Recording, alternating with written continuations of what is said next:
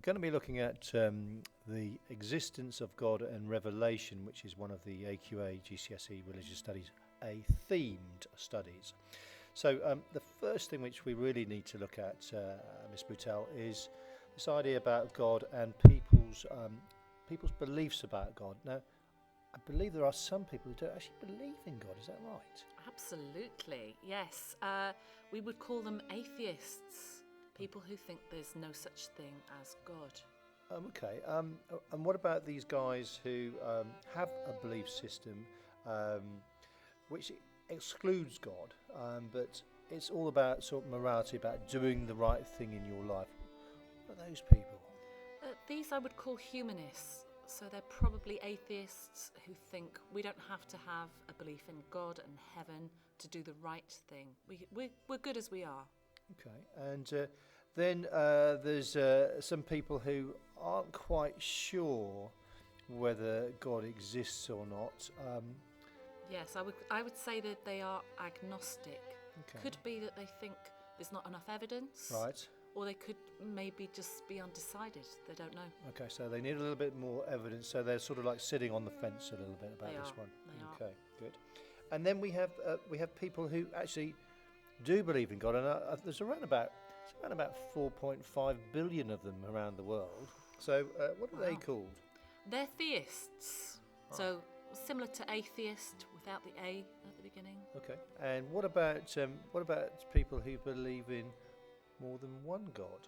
They would be polytheists. Okay. Poly, easy. Many. All right. An easy example of those are sort of, I suppose, the ancient Greek and the ancient Roman gods. Now, what about if we take the concept that God is real? What do Christians actually believe his characteristics are?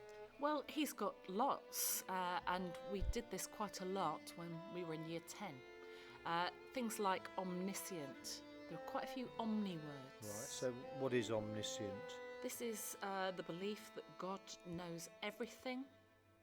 He just knows everything in the past, everything that's going to happen.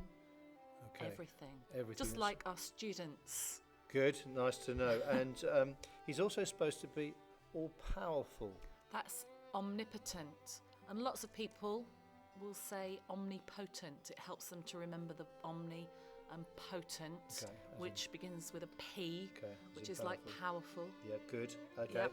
So we've got omniscient and omnipotent.